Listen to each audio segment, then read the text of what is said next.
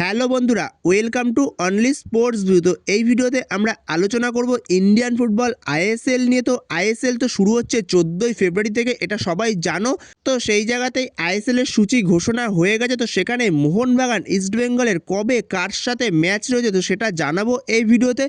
এবং এর পাশাপাশি মোহনবাগান ইস্টবেঙ্গল কলকাতা ডার্বি কবে রয়েছে তো সেটাও জানাবো।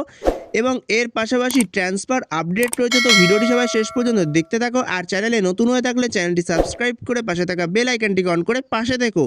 তো আইএসএল শুরু হচ্ছে 14ই ফেব্রুয়ারি থেকে। তো 14ই ফেব্রুয়ারি ওপেনিং ম্যাচ পড়েছে মোহনবাগান বনাম কেরালা ব্লাস্টার এফসি।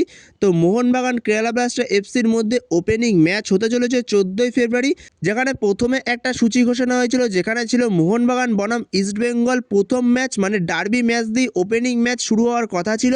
কিন্তু এই সূচিতে দুটো ক্লাবই সম্মতি দেয়নি, কোনো টিমই খেলতে চায় না ওপেনিং ম্যাচ ডার্বি। তো সেক্ষেত্রেই পরবর্তী সময় আবার চেঞ্জ করা হয়, যেখানে মোহনবাগান বনাম কেরালা ব্লাস্টার এফসি ম্যাচ দিয়ে শুরু হচ্ছে আইএসএল এর ওপেনিং ম্যাচ। আর ইস্টবেঙ্গলের ওপেনিং ম্যাচ রয়েছে 16ই ফেব্রুয়ারি। তো 16ই ফেব্রুয়ারি ইস্টবেঙ্গল বনাম north East United FC match দিয়ে ইস্টবেঙ্গলের অভিযান শুরু হচ্ছে আইএসএল এর। তো এরপরে যদি মোহনবাগানের পুরো লিস্টটা আর ইস্টবেঙ্গলের পুরো লিস্টটা তোমাদের জানিয়ে দিই, তো প্রথমে মোহনবাগানের লিস্টটা নিয়ে কথা বলি।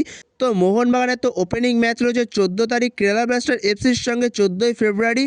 তারপরে মোহনবাগানের ম্যাচ রয়েছে 23শে ফেব্রুয়ারি চেন্নাইন এফসির সঙ্গে। এরপরে রয়েছে 28শে ফেব্রুয়ারি মোহনবাগানের ম্যাচ রয়েছে মোহামেডান এসসির সঙ্গে। এরপরে 6ই মার্চ রয়েছে উড়িষ্যা এফসির সঙ্গে ম্যাচ। তারপরে 14ই মার্চ রয়েছে বেঙ্গালুরু এফসির সঙ্গে।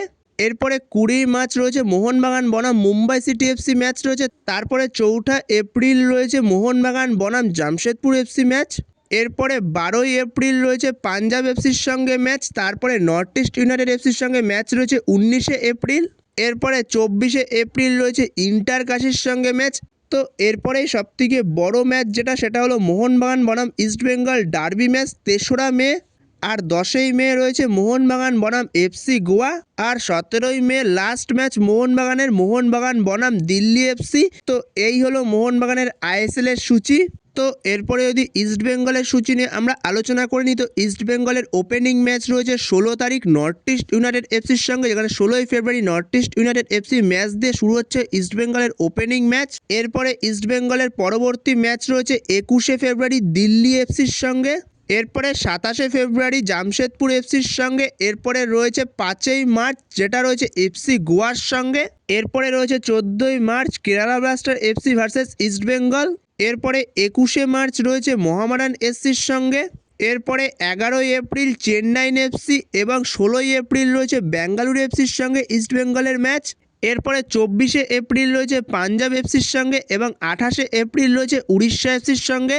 এরপরে রয়েছে 3রা মে সেই বহু প্রতীক্ষিত ডার্বি ইস্টবেঙ্গল বনাম মোহনবাগান 3রা মে।